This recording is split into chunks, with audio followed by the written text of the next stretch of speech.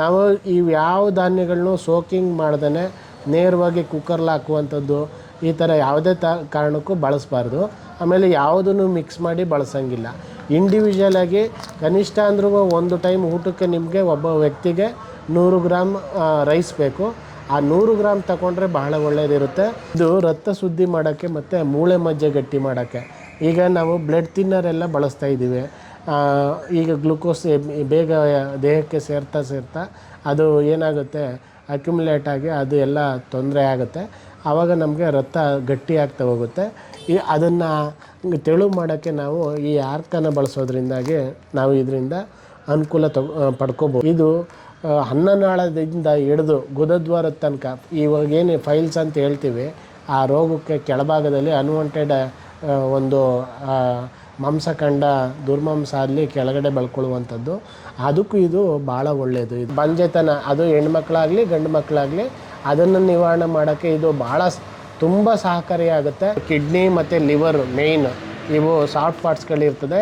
ಈಗ ನಮಗೆ ಎಣ್ಣೆ ಹೊಡೆದು ಅಂದರೆ ಲಿಕ್ಕರ್ ಈ ಥರ ಆಲ್ಕೋಹಾಲ್ ಇವನ್ನ ಹೊಡೆದು ನಮಗೆ ಲಿವರ್ ಒಂದು 50% ಡ್ಯಾಮೇಜ್ ಆಗಿದೆ ಅಂದ್ಕೊಳ್ಳಿ, ಮತ್ತು ಕಿಡ್ನಿ ಒಂದು 50% ಡ್ಯಾಮೇಜ್ ಆಗಿದೆ ಅಂದ್ಕೊಳ್ಳಿ.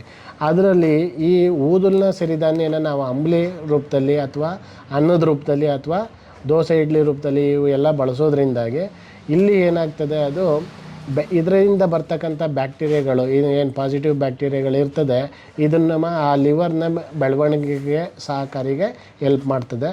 ನಮಸ್ತೆ ಎಲ್ಲರಿಗೂ. ನನ್ನ ಹೆಸರು ಯೋಗೇಶ್ ಅಂತೇಳಿ. ನಮ್ಮದು ಮಂಡ್ಯ ಜಿಲ್ಲೆ, ಮಂಡ್ಯ ತಾಲೂಕು. ನಮ್ಮದು ಮಳಿಗೆ ಬಂದು ಮಂಡ್ಯ ನಗರದಲ್ಲಿ ಇದೆ, ವಿ ವಿ ನಗರ ಅಂತೇಳಿ. ಮೈಸೂರು ಬೆಂಗಳೂರು ಹೈವೇ ಪಕ್ಕದಲ್ಲೇ ಒಂದು 5 ಮೀಟ್ರ್ ಪಕ್ಕದಲ್ಲೇ ಇದೆ. ನಾವು ಇದು ಬಯಲು ಸೀಮೆ ಸಾವಯವ ಕೃಷಿಕರ ಸಂಘ ಅಂತ.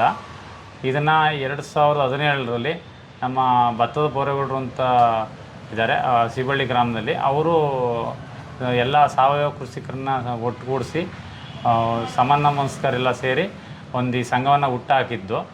ಏನಂತಂದರೆ ಉದ್ದೇಶ, ನಾವು ಸಾವಯವದಲ್ಲಿ ಬೆಳೆದಂಥ ಆಹಾರವನ್ನು ನೇರವಾಗಿ ಗ್ರಾಹಕರಿಗೆ ಕೊಡಬೇಕು ಅನ್ನೋ ಉದ್ದೇಶದಿಂದ ಈ ಬಯಲು ಸೀಮೆ ಸಾವಯವ ಕೃಷಿಕರ ಸಂಘದ ವತಿಯಿಂದ ಒಂದು ಮಳಿಗೆನ ಕಳೆದ 2021ರಲ್ಲಿ ಸಹ ಪ್ರಾರಂಭ ಮಾಡಿದ್ವಿ. ಉತ್ತರ ಕರ್ನಾಟಕದಲ್ಲಿ ಬೆಳೆಯುವಂಥ ಸಿರಿಧಾನ್ಯಗಳಾಗಿರ್ಬೋದು, ತಗಣಿಕಾಳು, ಹುಳ್ಳಿಕಾಳು, ಇನ್ನು ಸಾಂಬಾರು ಪದಾರ್ಥಗಳು, ಇವೆಲ್ಲವೂ ಕೂಡ ಎಲ್ಲೆಲ್ಲಿ ನಮ್ಮ ಸಾವಯವದ ರೈತರುಗಳು ಬೆಳೀತಾರೆ ಅವರಿಂದ ತಂದು ಇಲ್ಲಿ ಮಾರಾಟ ಮಾಡುವಂಥ ವ್ಯವಸ್ಥೆ ಮಾಡ್ಕೊಂಡಿದ್ದೀವಿ.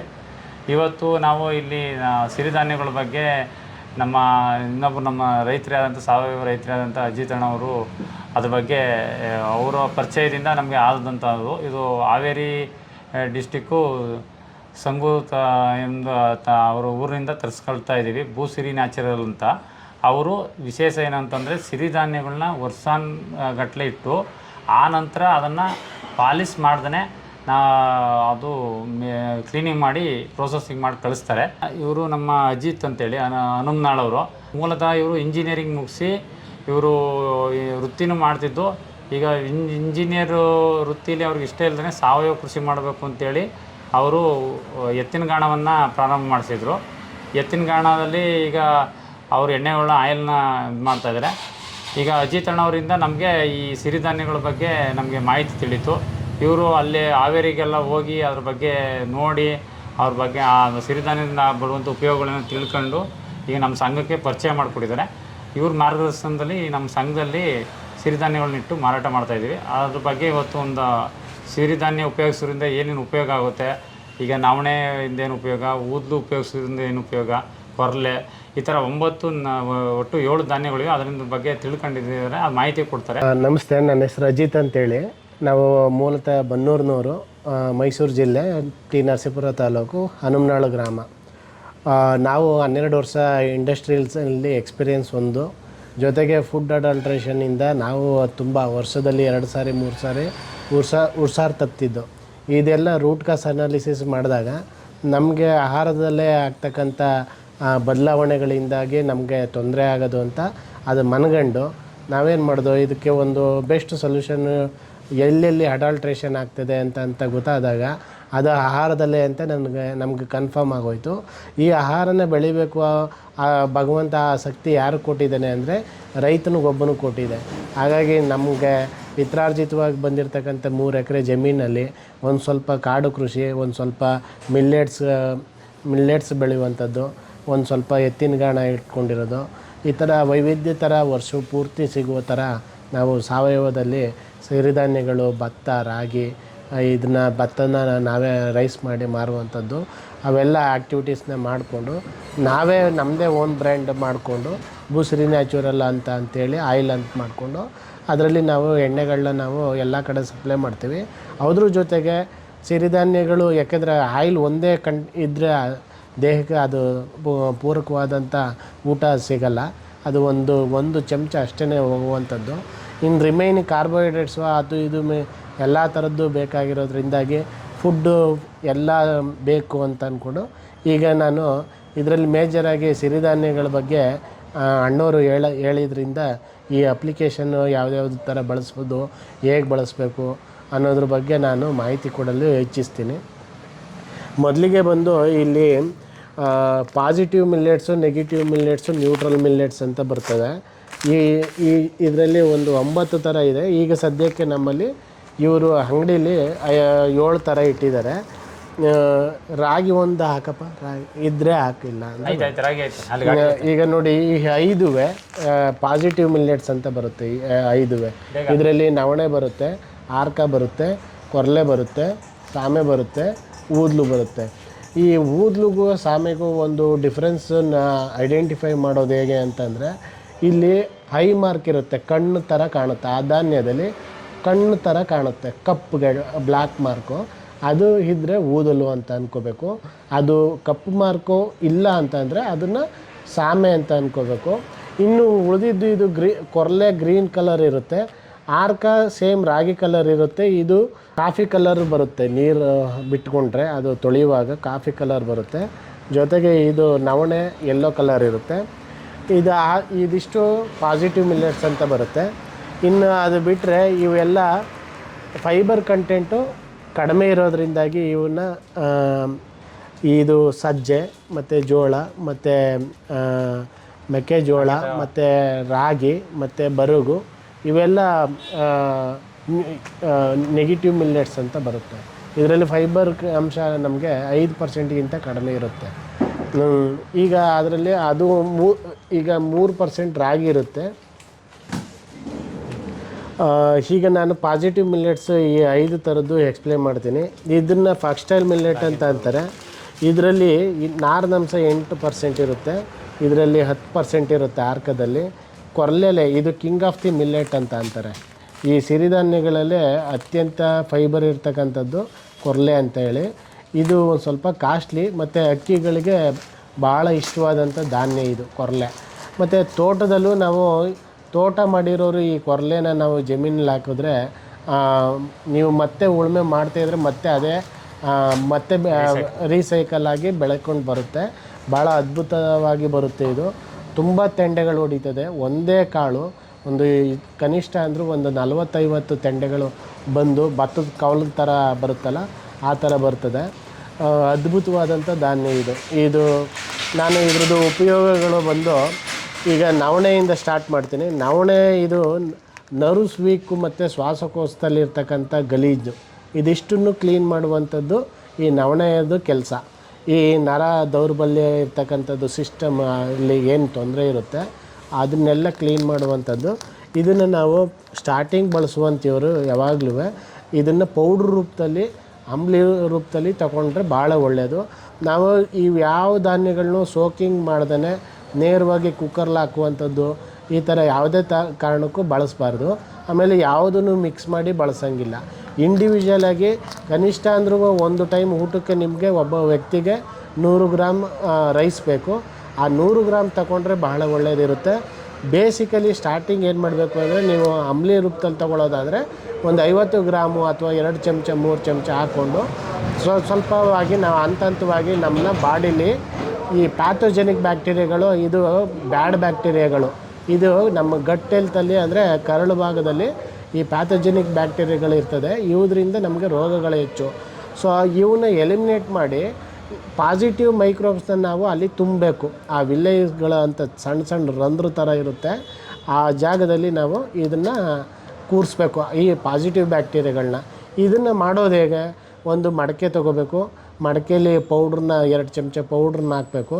ಅದು 50 ಗ್ರಾಮ್ ಆದರೂ ಅಡ್ಡಿ ಇಲ್ಲ, 30 ಗ್ರಾಮ್ ಆದರೂ ಅಡ್ಡಿ ಇಲ್ಲ. ಸ್ಟಾರ್ಟಿಂಗು ಒಂದು 15 ದಿವಸ ತನಕ ನಾವು, ಯಾಕೆಂದರೆ ಅಲ್ಲಿ ಸೂಕ್ಷ್ಮಜೀವಿಗಳನ್ನ ಕೂರ್ಸೋಕ್ಕೆ ನಾವು ಮಾಡ್ತಾ ಇರೋದು ಇದು. ಆಮೇಲೆ ನಾವು ಇದ್ರದ್ದೇ ರೈಸ್ಗಳನ್ನ ಊಟ ಮಾಡಿದ್ರೆ ಅದು ಚೆನ್ನಾಗಿ ಡೈಜೆಷನ್ ಆಗುತ್ತೆ.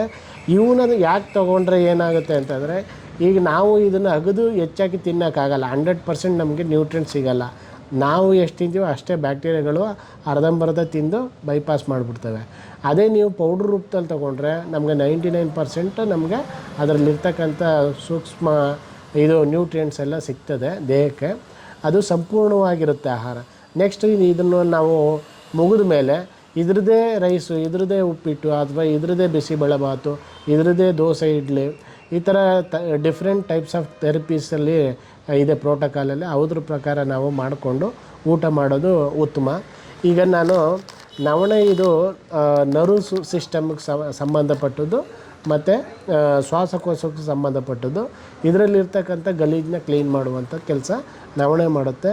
ಇನ್ನು ಹಾರ್ಕ ಬಂದು ಇದು ರಕ್ತ ಶುದ್ಧಿ ಮಾಡೋಕ್ಕೆ ಮತ್ತು ಮೂಳೆ ಮಜ್ಜೆ ಗಟ್ಟಿ ಮಾಡೋಕ್ಕೆ.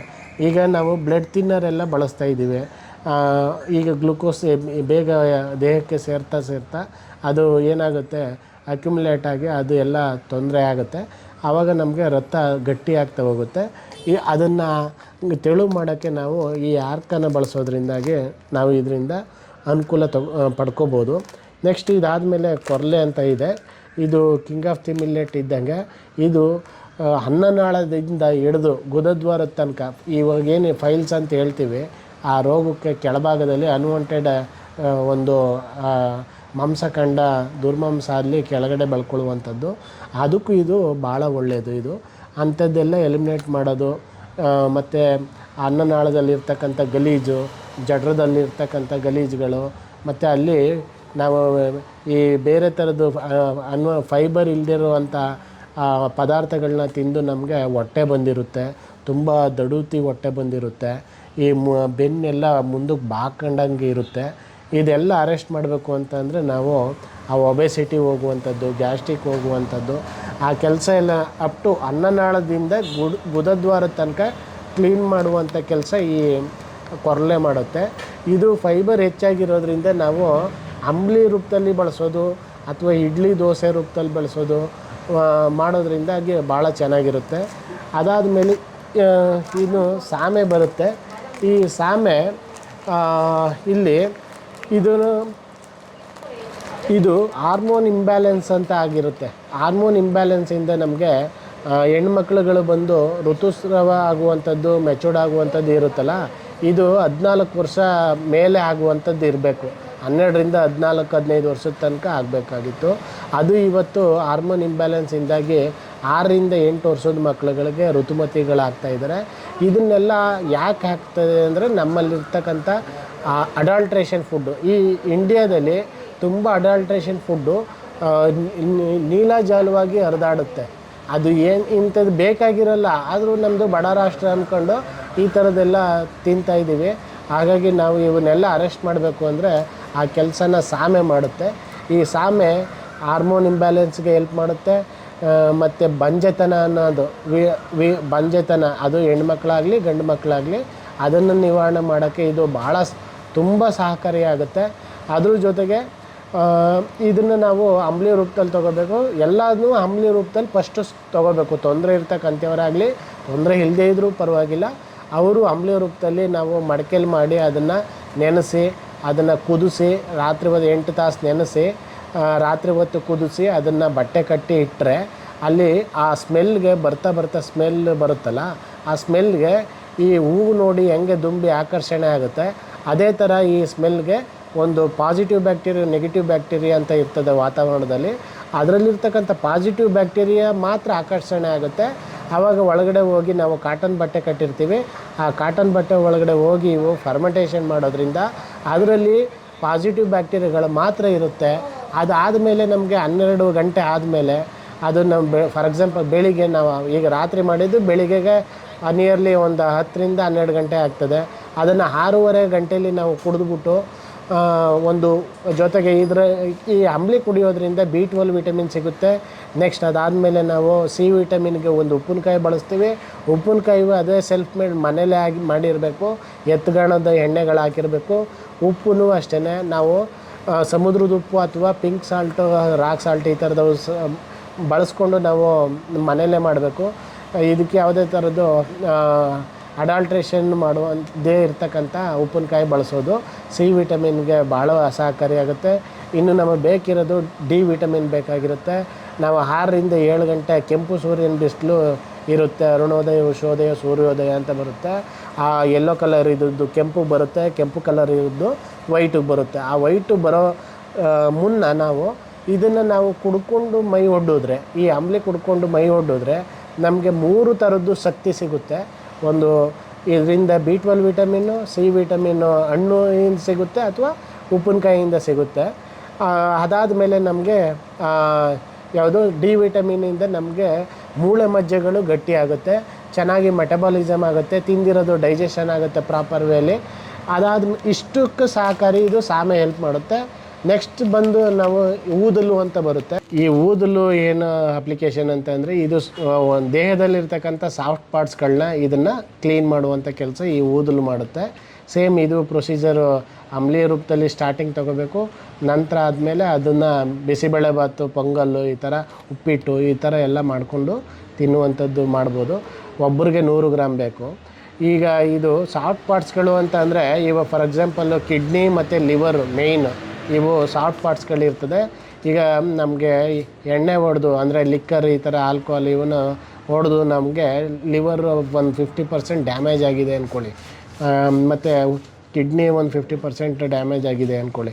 ಅದರಲ್ಲಿ ಈ ಊದಲ್ನ ಸಿರಿಧಾನ್ಯನ ನಾವು ಅಂಬ್ಲಿ ರೂಪದಲ್ಲಿ ಅಥವಾ ಅನ್ನದ ರೂಪದಲ್ಲಿ ಅಥವಾ ದೋಸೆ ಇಡ್ಲಿ ರೂಪದಲ್ಲಿ ಇವು ಎಲ್ಲ ಬಳಸೋದ್ರಿಂದಾಗಿ ಇಲ್ಲಿ ಏನಾಗ್ತದೆ, ಅದು ಇದರಿಂದ ಬರ್ತಕ್ಕಂಥ ಬ್ಯಾಕ್ಟೀರಿಯಾಗಳು ಏನು ಪಾಸಿಟಿವ್ ಬ್ಯಾಕ್ಟೀರಿಯಾಗಳು ಇರ್ತದೆ, ಇದನ್ನು ಆ ಲಿವರ್ನ ಬೆಳವಣಿಗೆಗೆ ಸಹಕಾರಿಗೆ ಹೆಲ್ಪ್ ಮಾಡ್ತದೆ.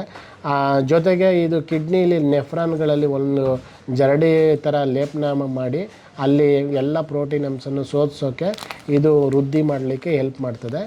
ಈಗ ನಾವು ಈ 5 ಸಿರಿಧಾನ್ಯಗಳು 5 ವರ್ಷದ ಮೇಲ್ಪಟ್ಟವರು ಮಸ್ಟ್ ಆ್ಯಂಡ್ ಶುಡ್ ಬಳಸಬೇಕು. ಯಾಕೆಂದರೆ ಆ ಫೈಬರ್ ಅಂಶ ಇಲ್ಲದೆ ಹೋದಕ್ಕೆ ನಮಗೆ ಪ್ಲಾಸ್ಟಿಕ್ ನ್ಯಾನೋ ಪಾರ್ಟಿಕಲ್ಲು ನಮ್ಮ ದೇಹದಲ್ಲಿ ಕರಳಲ್ಲಿ ಜಠರದಲ್ಲಿ ಇದು ಡೆಪಾಸಿಟ್ ಆಗಿ ನಮಗೆ ಏನಂತಂದರೆ ಹೊಟ್ಟೆ ಬರುತ್ತಕ್ಕಂಥದ್ದು, ಅಲ್ಲಿ ದಪ್ಪ ಆಗ್ತಾ ಹೋಗುವಂಥದ್ದು, ಇದರಿಂದಾಗಿ ತೊಂದರೆ ಆಗಿರೋದು. ಆ ಕೆಲಸ ಫೈಬರ್ ಕಂಟೆಂಟ್ ಇರ್ತಕ್ಕಂಥ ಮಿಲ್ಲೆಟ್ಸ್ನ ಬಳಸೋದ್ರಿಂದಾಗಿ ಇದನ್ನು ನಾವು ಏನು ಫಾರ್ ಎಕ್ಸಾಂಪಲ್ ನಿಮಗೆ ಒಂದು ಸೂಕ್ಷ್ಮವಾಗಿ ಹೇಳಬೇಕು ಅಂದರೆ, ಒಂದು ಹರಿಯೋ ನೀರೋ ಪೈಪಲ್ಲಿ ಅಲ್ಲಿ ಒಂದು ಇದಾಗಿರುತ್ತೆ, ಪಾಚಿ ಬೆಳ್ಕೊಂಡಿರುತ್ತೆ, ಈ ಸಂಪ್ಗಳಲ್ಲಿ ಪಾಚಿ ಕಟ್ಕೊಂಡಿರುತ್ತೆ. ಅದು ಏನಂದರೆ ಫೈಬರ್ ಕಂಟೆಂಟ್ ಫುಡ್ ಹೋಗಿದ್ದಿದ್ರೆ ಅದು ಕೆರ್ಕೊಂಡು ಹೋಗುತ್ತೆ, ಅದನ್ನೆಲ್ಲ ಕೆರ್ಕೊಂಡು ಹೋಗುತ್ತೆ. ಆ ಕೆಲಸ ಈ ಸಿರಿಧಾನ್ಯಗಳು ಮಾಡ್ತದೆ. ಈ ಸಿರಿಧಾನ್ಯಗಳ ಹರಿಕಾರ ಅಂತ ಡಾಕ್ಟರ್ ಕಾದರ್ವಲ್ಲಿ ಅವರು ಸಾಕಷ್ಟು ವಿಡಿಯೋಗಳು ಮಾಡಿದ್ದಾರೆ. ಜೊತೆಗೆ ನಾವು ಅವರಿಂದ ಪ್ರೇರಣೆಗೊಂಡು ಇದ್ರದ್ದು ಇಷ್ಟೊಂದು ಬೆನಿಫಿಟ್ಸ್ ಇದೆಯಾ ಅಂತ ಅಂದ್ಕೊಂಡು ನಾವು ಅದನ್ನು ತಿಂದು ಬೆಳೆದು ಅದರಿಂದ ಏನು ಅನುಕೂಲಗಳು ನಾವು ಪಡ್ಕೊಂಡ್ಮೇಲೆ ನಾವು ಇದನ್ನು ಘಂಟಾಘೋಷವಾಗಿ ಇದನ್ನು ನಾವು ಪ್ರಚಾರ ಮಾಡ್ತಾಯಿದ್ದೀವಿ. ಇದು ನ್ಯೂಟ್ರಲ್ ಮಿಲ್ಲೆಟ್ ಅಂತ ಬರುತ್ತೆ. ಇದು ರಾಗಿ ಇದು ಮಂಡ್ಯದಲ್ಲಿ ಮತ್ತು ತುಮಕೂರು ಭಾಗದಲ್ಲಿ ಹೆಚ್ಚು ಬೆಳೆಯೋದ್ರಿಂದಾಗಿ ಇದು ತುಂಬ ಚೆನ್ನಾಗಿರುತ್ತೆ ಪೋಷಕಾಂಶಗಳು. ಇದು ಸಣ್ಣ ಮಕ್ಕಳು 1 ವರ್ಷಕ್ಕೆ ಹಾಲು ನಿಂತೋದ್ಮೇಲೆ ಮಕ್ಕಳುಗಳಿಗೆ 1 ವರ್ಷ ಕುಡಿಸಾದ್ಮೇಲೆ ಹಾಲು ನಿಂತೋದಾಗ ಈ ರಾಗಿ ಹಾಲನ್ನ ಮಾಡಿ ಕುಡಿಸೋದ್ರಿಂದ ಮಕ್ಕಳುಗಳಿಗೆ ಮೂಳೆ ಮಜ್ಜೆಗಳು ಗಟ್ಟಿ ಆಗ್ತದೆ. ಇದು ರೋಗನ ಬಂದ ಮೇಲೆ ಇದು ವಾಸಿ ಮಾಡಲ್ಲ. ಈಗ ಇನಿಷಿಯಲಿ ಬಳಸೋದ್ರಿಂದ ರೋಗನ ಬರ್ಸ್ಕೊಡಲ್ಲ. ಇದು ಸ್ಟಾರ್ಟಿಂಗಿಂದ ಬಳಸಿದ್ರೆ ರೋಗನ ಬರ್ಸ್ಕೊಡಲ್ಲ. ಇನ್ನು ನಮಗೆ ರೋಗ ಬಂದಮೇಲೆ ಇದನ್ನು ತಿಂದರೆ ವಾಸಿ ಆಗಲ್ಲ. ಯಾಕೆಂದರೆ ರಾಗಿಲಿ ಕಡಿಮೆ % ಫೈಬರ್ ಇರುತ್ತೆ. ಜೊತೆಗೆ ನಾವು ಫಾರ್ ಎಕ್ಸಾಂಪಲ್ ಎಷ್ಟೋ ಜನ ಶುಗರ್ ಇರೋರು ರಾಗಿ ಬಳಸ್ತಾರೆ. ಆ ಶುಗರು ಇದರಲ್ಲಿ ಹೆಚ್ಚಾಗೇ ಇರುತ್ತೆ. ಅಂಥವ್ರು ಈ 5 ಥರದ ಸಿರಿಧಾನ್ಯ ಬಳಸೇ ಕಂಟ್ರೋಲ್ ಮಾಡಬೇಕು ಹೊರತು ನಾವು ಈ ರಾಗಿ ಬಳಸೋದ್ರಿಂದಾಗಿ ಶುಗರ್ ಲೆವೆಲ್ಲು ಕಂಟ್ರೋಲ್ ಆಗೋಲ್ಲ. ರಾಗಿ ಗೋಧಿಯಿಂದ 100% ಶುಗರು ಕಡಿಮೆ ಆಗೋಲ್ಲ, ಅದು ಮನಸ್ಸಲ್ಲಿ ತಿಳ್ಕೊಳ್ಬೇಕು. ಅದಾದಮೇಲೆ ಇನ್ನು ಸಜ್ಜೆ ಬರುತ್ತೆ. ಸಜ್ಜೆ ಮತ್ತು ಬರಗು, ಜೋಳ ಇವುದರಲ್ಲೂ ಒಂದಷ್ಟು ಪ್ರೋಟೀನ್ ಅಂಶಗಳು ಚೆನ್ನಾಗಿರುತ್ತೆ. ಇದು 5 ವರ್ಷದ ಒಳಗಡೆ ಇರ್ತಕ್ಕಂಥ ಮಕ್ಕಳುಗಳು ಬೆಳವಣಿಗೆಗೆ ಸಹಕಾರಿಯಾಗುತ್ತೆ. ಇದು ಸಜ್ಜೆ ಬಂದು ಹೆಣ್ಮಕ್ಳುಗಳಿಗೆ ಹಾಲು ಕಡಿಮೆ ಆಗುತ್ತೆ, ಎದೆ ಹಾಲು ಕಡಿಮೆ ಆದಾಗ ಮಕ್ಳಿಗೆ ಉಣಿಸೋಕ್ಕೆ ಆವಾಗ ನಾವು ಈ ಸಜ್ಜೆ ಹಾಲು ಈ ಥರದವು ಎಲ್ಲ ಮಾಡಿಕೊಂಡು ನಾವು ಇದ್ರದ್ದೇ ಅನ್ನ ಮತ್ತು ಉಪ್ಪಿಟ್ಟು, ದೋಸೆ, ಇಡ್ಲಿ ಮಾಡಿಕೊಂಡ್ರೆ ಹಾಲು ಇನ್ಕ್ರೀಸ್ ಆಗುತ್ತೆ.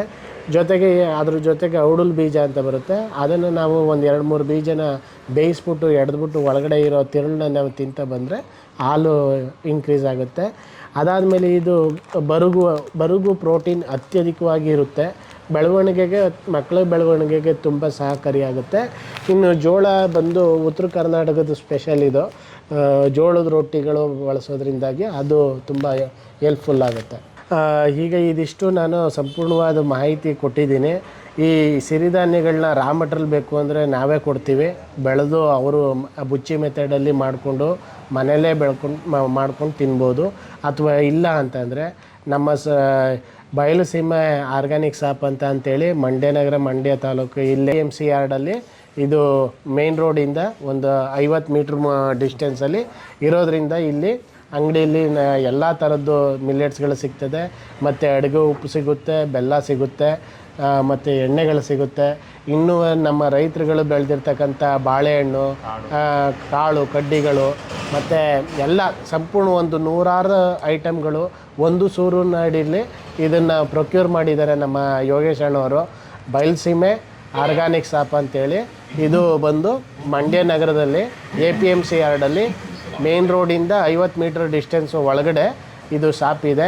ದಯವಿಟ್ಟು ಇಲ್ಲಿ ಬಂದು ನೀವು ಸಂಪರ್ಕ ಮಾಡಿ ಎಲ್ಲ ಥರದ್ದು ನ್ಯಾಚುರಲಾಗಿ ನೀವು ಒಂದು ಸಾರಿ ಭೇಟಿ ಕೊಟ್ಟು ಇವನ್ನೆಲ್ಲ ಬಳಸಬೇಕು ಹಾಗೆ ನಾನು ಕೇಳ್ಕೊತೀನಿ. Thank you.